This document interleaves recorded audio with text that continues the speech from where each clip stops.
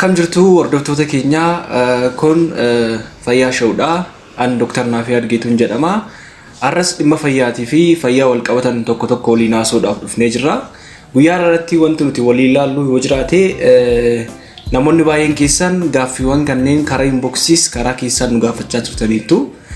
Namni dhibee koronaa vaayirasii yookiin immoo COVID-19 qabame tokko dhibee sanarraatii fayye kan jennu yoo maal ta'edha. Akkasumas immoo namni dhibee kanarraa fayye yookiin immoo dandamate tokko immoo nama kan biraatti dhibee kana dabarsuu ni danda'a kan jedhu gaaffii baay'ee waan nu gaafattaniif anis qorannoowwan tokko tokkoo fi bakka tokko tokkorraa akkan odeeffadheetti qabadhee isiniif dhiyaadheen jira. Amma dhumaatti kabajaan akkan hordoftan gamanumaan isin gaafadha.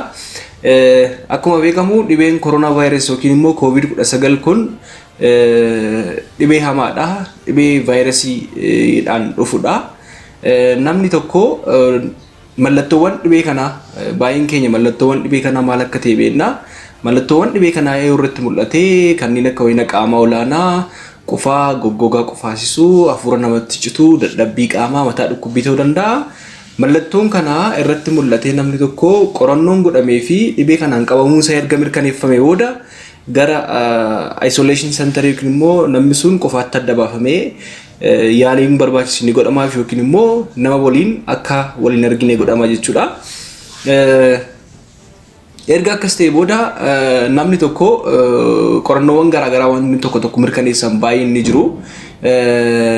Akka dhaabbanni fayyaa addunyaa yookiin immoo World Health Organization baasetti namni dhibee kanaan qabame tokko haalli dhibee isaa mild case yookiin immoo salphaa taanaan yookiin immoo dhibee hamaan hin qabamne taanaan mallattoonni agarsiisu baay'ee sasalphaadha taanaan giddugaleessaan yookiin immoo average namni tokko fayyuudhaaf hanga guyyaa 15 itti fudhata jedha. Yookiin immoo amma torban lamaatti namni tokko dhibee kanarraa bayyanachuuf yookiin dandamachuudhaaf kan inni itti fudhatu. Inni kan biraa namni dhibee hamaan qabame yookiin immoo severe disease kan jennu yookiin immoo dhibee hamaa kan jennu hafuura baafachuu dadhabuu ta'uu danda'a. Yookaan immoo dhibee sadarkaa hamaarraan namni ga'e tokko immoo hanga ammaatti qorannoon beeksisu yoo jiraate torban 3 hanga 6 akka itti fudhatu yoo fayyeef namni tokko tariitti dhibeen tokko immoo sadarkaa baay'ee hamaarraan ga'ee jennaan dhibeen kuni hanga lubbuun dabarsutti illee ni ga'a jechuudha. Baay'een keenya akkuma argaa jirru lubbuu namoota baay'eetu dhumaa jira. Kanaaf dhibee salphaa taanaan hanga waliigalatti yookiin immoo averagically yookiin giddugaleessummaan torban 2 yookiin guyyaa 15 namoonni dhibee hamaa qaban immoo torban 3 hanga 6 gidduutti kan isaan fayyuu danda'an yookiin dhibee kanarraa dandamachuu danda'an kan jedhu gabanumaan isiniif ibsuun barbaada. Qorannoon garaagaraa akkuma beekamu dhibeen tokko yommuu ka'utti yookiin immoo saayintistoonni fi ogeessonni fayyaa qorannoowwan garaagaraa hin gaggeessu. Qorannoo amma ammaatti godhameen wanti mirkaneessu tokko yoo jiraate namoonni parsantii 50 ta'an yookiin immoo fakkeenyaaf namoota dhibee kanaan qabaman nama 100 irratti qorannoon gaggeeffame keessaa namoonni 50 torban tokko gidduutti qaamni keenya farra vaayirasii kanaa qopheessuu jalqaba yookiin immoo antaayibodii kan jennu jechuudha. Antaayibodii jechuun fakkeenyaaf vaayirasiis haa ta'u baakteeriyaas haa ta'u dhibeewwan garaagaraa yommuu isaan qaama keenya keessa galanii qaamni keenya farra dhibee sanaa qopheessu yookiin immoo antaayibodii immunitiin keenya jechuudha. Namni parsantii 50 ta'an torban tokko gidduutti kana oomishuun jalqabu yookiin immoo oomishanii fixu jedhaan namoota parsantii 50 irratti guutummaa guutuutti immoo antaayibodii production kun yookiin immoo farri dhibee koronaa vaayirasii kanaa yookiin immoo antaayibodiin farri vaayirasii kanaa hanga torban 2 namatti fudhata jechuudha. Guutummaatti namni tokko farra vaayirasii kanaa oomishuudhaaf hanga torban 2 akka itti fudhata. Kanaaf torban 2 booda namni tokko carraan dhibee nama biraatti dabarsuu isaa baay'ee dhiphaadha. Fakkeenyaaf namni dhibee erga qabamee booda kan jiru namoonni dhibee salphaa qaban gabanumaan isin beeksisuun barbaada. Magaalaa Chaayinaa keessatti qorannoon namoota dhibee kanaan qabaman 66 irratti gaggeeffamee jira. Baay'een keenya akkuma beeknu dhibeen kun ganaa baatii 5 kan inni lakkoofsisee jiru. Ammallee riisarchiiwwan garaagaraa fi qorannoowwan garaagaraa dhimma kanarratti hojjetamaa jiru. Akka beeksisutti nama tokko irratti mallattoon erga itti mul'ate booda fakkeenyaaf mallattoowwan jalqaba isinitti himee mallattoowwan kunniin erga itti mul'ate booda giddugaleessaan guyyaa 10 gidduutti namni tokko dhibee kanarraa dandamachuu danda'u jedha qorannoon beeksisu akka ibsutti. Gama biraatiin immoo namni tokko erga vaayirasii koronaarraan qabamee fayyee boodallee fakkeenyaaf yookiin immoo siimptamii isaa mallattoowwan isaa yoo irraa dhaabbate fakkeenyaaf ho'ina qaamaa qufaa or like hafuura ciccitaas ta'uu danda'a mallattoowwan kan biraas ta'uu danda'a. Namni tokko fayyeera jedhamee illee vaayirasii caccabaan vaayirasii yookiin immoo qaamni vaayirasii kanaa RNA yookiin immoo ribonucleic acid kan jedhamu irraa uumame qaamni caccabaa vaayirasii kanaa qorannoowwan hancufaa yookiin immoo qorannoowwan akkitaa keessatti argamuu ni danda'a. Garuu vaayirasiiwwan qaamni isaanii kun qaama caccabe qaama du'e waan ta'eef carraan isaan nama biraatti darbanii nama hubuu isaanii baay'ee dhiphaadha. Vaayirasiin kun seenuudhaa fi lubbuudhaan jiraachuu qaba waan ta'eef jechuudha.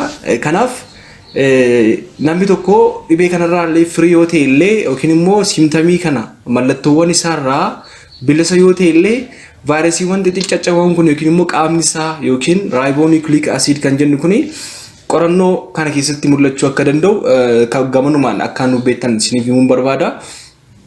Kanaaf yommuu qorannoon godhamus immoo namni sun poozitiiv jechuu danda'a. Vaayirasiin caccabaan qaamni isaa kun immoo ribonucleic acid kun kan caccabe kun immoo dandeettii nama hubuu waan hin qabneef carraa nama biraatti dabarsuu isaa baay'ee dhiphaadha kan jedhu ganumaan isinitti himuun barbaada. Dhaabbanni fayyaa addunyaa yookiin immoo World Health Organization kan jennu namni tokko mallattoowwan dhibee kanaan qabamee erga mana yaalaa galee booda erga immoo dhibee kanarraa dandamatee fayyee booda kiraateeriyaan namni tokko dhibee kanarraa fayyuu yookiin immoo dandamachuu agarsiisan ni jiru. Namni kun immoo erga ba'ee booda dhaabbanni fayyaa addunyaa maal jechaa maaskii akka godhatu yookiin immoo namarraa meetira tokko akka siqu kan jedhu of eeggannoodhaa fi namni tokko fayyinaan carraa nama biraatti dabarsuu isaa baay'ee dhiphaadha.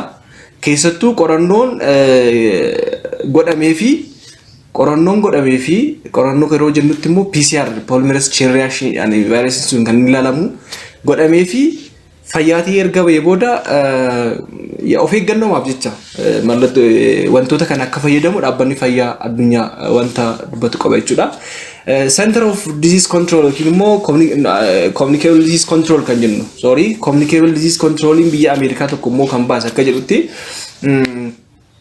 namni tokko dhibee kanarraa dandamate kan jennu karaa baay'eetiin kaasuu dandeenya akka isiniif ibsuudhaaf yaaletti biyyi laaboraatoorii gochuu yoo hin danda'amne yookiin immoo carraan laaboraatoorii gochuu dhiphaadha yoo ta'e namni tokko walitti aansee sa'aa 72 yookiin immoo sa'aatii 72 yookiin immoo guyyaa 3 mallattoowwan dhibee kanarraa bilisa yoo ta'e kana jechuun fakkeenyaaf namni tokko qufaa qabaa ho'ina qaamaa olaanaa qaba yoo ta'e mallattoowwan kanneen irraati guyyaa 3 walitti aansee yookiin immoo sa'aatii 72 firii yoo ta'e namni kun dhibee kanarraa dandamate jechuu dandeenya. Kanaaf namni kuni erga dhibeen kun itti mul'atee guyyaa 7 gidduutti kutaa icciisee jiru boonii danda'a jedha Ameerikaan akka ibsutti. Lammaffaa carraa qoratamuu danda'u yoo jiraate immoo qorannoowwan lama garaagarummaa sa'aatii 24tiin jechuun fakkeenyaaf hamma qorannoon tokko naaf godhamee qorannoon sun negatiiva ta'e amma sa'aatii 24 booda qorannoon lammaffaa naaf godhamee negatiiva yoo ta'e namni kun dhibee kanarraa dandamachuu danda'a. Kanaaf dhaabbanni fayyaa addunyaa guyyaa 7 booda erga dhibee mallattoowwan dhibee kanaan qabamanii agarsiisanii booda akka bahuu danda'an kan jedhu gamanumaan ibsaa akkasiin nuuf kenna. Gabaabumatti maal jechuu barbaanneeti namni tokko dhibee kanarraa dandamachuu kan danda'u maal kan jedhu isinitti himeen jira.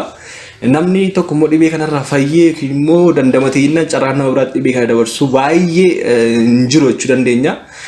Kanaaf garuu yeroodhaa fi of eeggannoo akka godhuuf namni tokko maaskiidhaa fi akkasumas immoo social distancing yoo xiqqaate meetira tokko namarraa siqatee akka deemu akkasumas immoo akkiisaa yookiin gororosaa iddoo argeetti tufuu akka hin qabne dhaabbanni fayyaa ni kaa'a jechuun barbaada. Kanaaf gamanumaan hundumti keessan hubattanii hubannoo akka argattan kan jedhu isiniif ibsuu barbaada. wanti jiru kanadha hanga ammatti waan dhaggeeffataniif waan hordoftaniif galatooma video kana immoo subscribe share gochuun dagatina